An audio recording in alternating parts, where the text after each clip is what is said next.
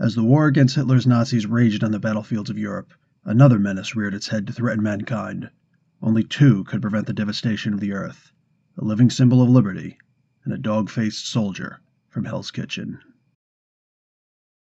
Hey guys, Professor Bill, Comic Book University, and I'm here to read Captain America and Nick Fury, The Otherworld War. All right, very hard to find comic. I actually just found it online. Go figure. And is what it is. All right, so we got Peter Hogan writing and Leonardo Manco, artist. On colors, we got Mariana Manco, a little husband-wife team there, interesting, and Digital Chameleon. Cool. Also got to mention the letterer, Jonathan Babcock. Now, check this out. In this comic, we're going to start off with this Nazi soldier, and he's taking a little smoke break. The problem is he's guarding a facility all by himself, and there's an airport runway, and this higher-ranking German soldier shows up with a couple other cats. He's like, "Hey, man, what are you doing? Sneaking a break. Don't you know what today is? A very important package is showing up for the Fuhrer himself." So he's like, "Put that cigarette out right now." And they both get killed. Yeah, because the Howling Commandos are sneaky. So the Howling Commandos with Nick Fury show up, and they just like Garrett these guys. Killed them all. Interesting. Literally stood no chance. So all of a sudden, they're looking down like, "Hey, look at this." So there's a car down there, and the Red Skull gets out. It's got a bunch of soldiers with him. This is probably like the weirdest part. It's like there's one soldier driving, and then there's the Red Skull. But then later on, it turns out there's actually a whole lot of soldiers in there. So whatever, it is what it is. Anyway, so these guys are down there. The Skull gets out, and he's looking. He's seeing the plane approach. Now, when the plane finally lands, this dude gets out. He's like, "Hey, Mr. Red Skull, sir. Yeah, we kicked some serious butt out there." He's like, "Shut up. Do you have what I asked for?" He's like, "Yes, here it is." And a very familiar little disc is given. This is the Eye of Agamotto. That's right. There's so much crossover in here. It's insane. I love this comic. So he's like, "Okay, do you know how to use it?" He's like, "No, that is why I brought the monk who knows how to use it." What does he pull out? The Ancient One. Yeah, dude, telling you, crossovers like crazy. So Hamir is there also. If you're not familiar, Hamir is actually the father of Wong. He was in the Doctor Strange movie. He was the guy who was missing a hand and still did the teleportation thing. He probably wasn't Wong's father in there. They didn't say that it was or not, whatever. But in the comic books, that's actually Wong's father. So it's like, "Wow, this is messed up. You wouldn't have done this if my disciple was here, or if, the master's disciple was here." Ancient One's like, "Hamir, chill out, man. Besides, it was Mordo that made this happen." So you get a good idea of the entirety of this timeline right now, all right? Captain America, not too long before he goes under ice, like maybe a week or two before he goes under ice, and more on that later. And Baron Mordo is the main disciple for the Ancient One. So that was pretty cool, man. I'm totally digging this so far. And we've got a lot of continuity here, and there's a lot of splaining in here too. So I'm digging it. So he's like, "Talk to me, man. Give me the information that I want." Red Skull doesn't get too far. He doesn't get too far at all. All of a sudden, Nick Fury goes in. He's like, "Kick some booty." Oh, wait, hey, who's that down there? Captain America and Bucky show up. Yeah, Bucky's in here. So they come up and they're attacking. Everybody's fighting each other, and the Skull's like, "You guys stay and start killing these people. I'm getting out of here. This dude's always showing up everywhere I go." So he gets in his car, driver, and I guess there are a bunch of other guys hiding under the seat. You'll see later. So they go and they just vamoose it out of there. And all of a sudden, this portal opens up, and like, "Oh, we can't do anything about it." Gets sucked right in. Captain America and Bucky are flying up on one of those little, the motorcycles with a German sidecar, and he's like, "Oh, too late to stop, getting sucked in." So they're all stuck inside the dark dimension. Yeah, that's right. They're all stuck in the dark dimension. So they the Skull is like driving, and it's cool, man. You got a little Ditko-esque kind of drawing in here, because they're driving and they're going up on these weird pillars, and like they're going all over the place, and it's wild. The art in this is really good, guys. That cannot be denied at all. The art is fantastic in this. So they're trying to get away, and here comes Captain America behind them. You got some soldiers suddenly popping up out of nowhere, trying to shoot through the moon roof. You know, bow, bow, bow, bow, bow, die, do, do, do, do. Americans, fine, do, do, do, do. So Cap is going after him. He's got a shield. Like, you can't touch Cap. You can't touch the Cap. So they pretty much all get away. Cap is trying to hide and move closer as best he can, and these guys are just like, no, keep moving, try and figure out how to work this thing. All of a sudden Bucky comes out of nowhere, ha ha, ninja, and just snakes away that the amulet, the Eye of Agamotto. So they, I think it's the Skull himself, but one of the Nazis is able to shoot the rope the vine that he's on, and he goes falling. Cap comes in, he's like, go limp, son, grabs him, and what do you call it? He's able to, Operation Red, which, whatever. It's just, Cap has this thing, and they're showing that he and Bucky work together like that. You know what I'm saying? Grease lightning. So they wind up sliding all the way down this valley, like really far down. Cap's okay, because he's Cap, but Bucky's just a Bucky. So he winds up spraining his ankle. So they go off someplace, this freaking thing shows up. What do you call it? One of the denizens of the dark dimension, the mindless ones. There we go. He shows up, and Cap's just like, oh, not cool. And he's able to actually beat a mindless one. Just so you have an idea, mindless ones are insane. If they hit you with their eye beam, you're done. Like, there's nothing you can do about it. You're done. All right. On top of that, they're ridiculously strong, hard to hurt. And in a couple of maneuvers, Cap is able to just take this thing out. The problem is a whole bunch more start coming. Like, run, boy. If you can't run, hop. We got to get out of here because they're coming. So they're able to skedaddle out. And they're able to get past the barrier. In case you don't know, there is a barrier in the Dark Force dimension. This is the reason why everybody loves Dormammu way back during this time. He erected this huge barrier, keeping the denizens of the denizens of the Dark Dimension safe from the mindless ones. Because yes, there are actually normal people living out here, and so they can't get past the barrier. But Cap and Bucky can. It's only meant to keep these knuckleheads out. So they go and they rest in a cave. Cap's like, you rest here. All right, I'm going to go and I'm going to try and find help. He's like, listen, you should take the amulet just in case. He's like, okay, but I am coming back for you. It's Captain America. Of course he's coming back. So anyway, unless he's trapped in an ice cube. Other than that, he's coming back for you, all right? So he goes out, and while they're out there, the Ancient One is talking to the Howling Furies, the Howling Commandos, along with Nick Fury. And they're like, hey, man, it's pretty bad out there. Yeah, you're going to actually need to go in there and help your bud out. It's like, okay, yeah, so what are we expecting? He's like, listen, just be careful trying to avoid Dormammu, okay? Because he is this gigantic creature, and he's going to try and steal the Eye of Agamotto. If he gets his hands on that, at the very best chance we have, he's going to come into the Earth dimension, and he's going to enslave all of us. So now, Gabe Jones is in the back. If you don't know, Gabe Jones is the African-American guy in the Howling Commandos. And Gabe is just like, he's going to make a what out of us now?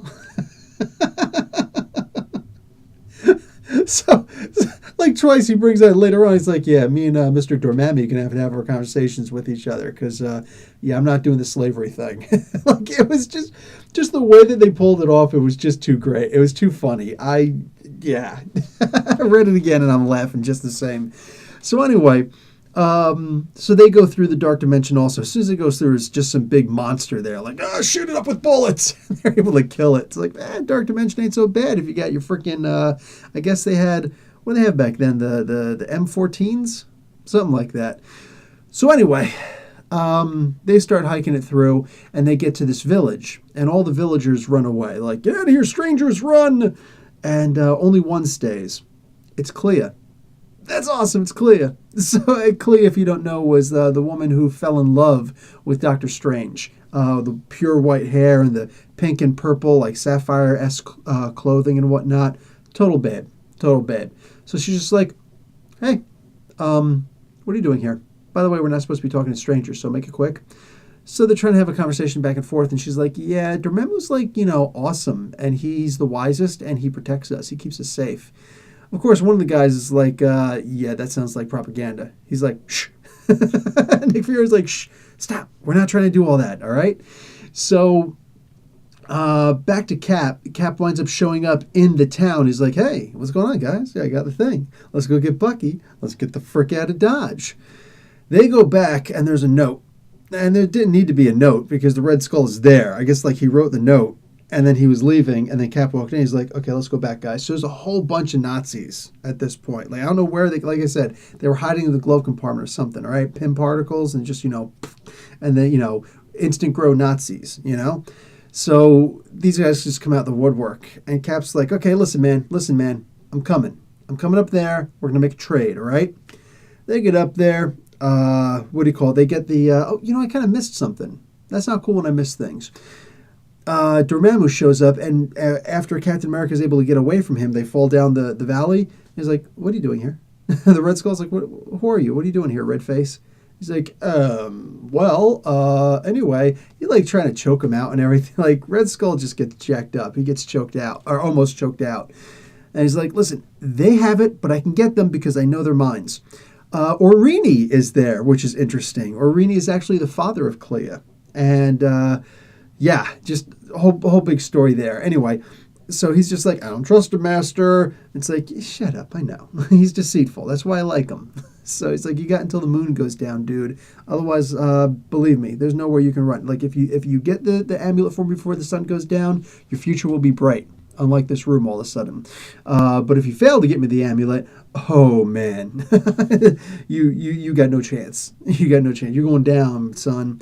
So he goes after him. So that's when he's able to find Bucky in the cave. Captain America's like, listen, I'm coming up. So he comes up and they make the trade, and Red Skull's like, kill them! It's like, you shouldn't have even done that. There's no need to even do that at this point, or so you'd think at least. Big fight breaks out. These guys are about to get away. All of a sudden, Dormammu is at the front of the cave. It's like, hi. Moon is down. Do you have my thing? Red Skull's like, no, they have it. And just give me a couple more seconds. I'll get it. It's like, dude, if they got it, I can get it. So he just like, boof, banishes away the Red Skull. So these guys are standing there facing Dormammu. All right? Yeah, they got no chance. Here's the thing. The Ancient One had shown up a little while ago to help them out. He showed up in this astral form. And he gives them a little fake, the illusion of the, the Eye of Agamotto. That's why Red Skull is like, no, I don't have it. What's going on? Like he thought he had it. So that was one trick. The other trick is he says, like if you guys ever played poker, if you know, poker is basically just a game. It's mostly about bluffing. That's the big deal with poker. It's about the bluff. So all of the denizens of the Dark Dimension from that village have come to see what's going on with these strangers. Clea was talking to them. So all of a sudden, these mindless ones just come out of nowhere and they start charging after. They're going to kill the villagers and whatnot. Now, unfortunately, what's his name? Dormammu, he is a ridiculously powerful dude, all right? Unbelievably powerful. But if he doesn't have the support of the denizens of the Dark Dimension, he doesn't have a base to stay in, So he can't just rule them through fear. He rules them through trickery, he could easily destroy all these mindless ones, but that's not what he's there for. He's like, I'll keep them contained. It'll be a universal threat. You'll never forget how awesome I am because, look, he built a wall. He built a wall, all right? But this was actually an effective wall. So there's always that threat that they're right out there. You guys have to stay here and be cool to me, and I will continue to protect you guys from these knuckleheads. So all of a sudden here these guys come, so he can't allow, and like this is really playing fast and loose, and this is cutting it close to the edges on Marvel's behalf. You know what I'm saying? Like this story is just believable enough to get a pass. But he's just like, okay, you guys can leave, even with that the orb of Agam, or the eye, not the orb, the eye of Agamotto and that amulet. But okay, fine, but I got to stop these guys. So he goes to try and stop these guys, but it's an illusion. He totally got tricked by an illusion. So that's just messed up. But it gives the Howling Commandos and Cap and Bucky just enough time to get out of Dodge. So they get back, and unfortunately, what's his name? To wrap it all up, the Ancient One, he's got to sit there and he's like, gotta wipe your mind. Sorry, guys. He used the eye. He actually used the eye itself to wipe their minds. He's like, sorry, guys. Until the Earth, learns to live in harmony. What's interesting also is that the way they got out is because Nick Fury was taught the spell, while holding the eye in order to get them back. So that was interesting. He actually cast a little bit of magic to get back home. And he immediately forgot about it. And he's actually using his roughed up, garbled talk, the all-seeing eye of Agamotto, and instead of and then do such and such. It's like, that's just too funny. But it works. It works, So they're able to get, Frenchie might as well have done the freaking thing, So, what do you call it? Yeah, they all get their minds erased. Like, okay, cool. Clea, for her part, is like, they're strangers. They were actually really cool. And I know that our Lord said don't trust strangers, but no, these guys were actually really cool. So maybe I can trust strangers. So what does that lead to? This would explain why Clea was more likely to be cool with Doctor Strange when he showed up back in the Ditko era. I love it when a plan comes together, to quote Hannibal. From the A-Team, not Lecter.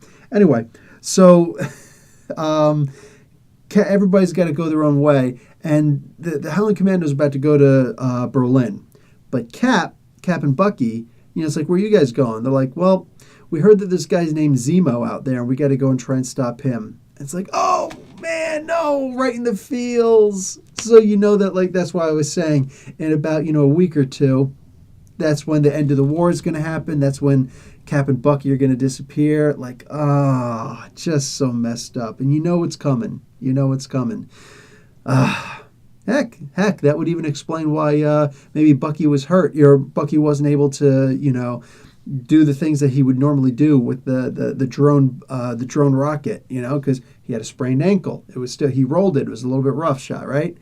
Anyway, the comic ends really well. I love this comic. Everything about, there was nothing that didn't work in continuity. They didn't really need to erase their minds, but whatever. You know what I'm saying? I get it. So once again, Cap has his mind erased.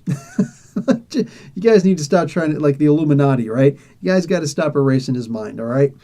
But this was a fantastic comic. I loved it. I highly recommend grabbing it. And yeah, that's really it. All right, guys. Professor Bill, Comic Book University. Class dismissed.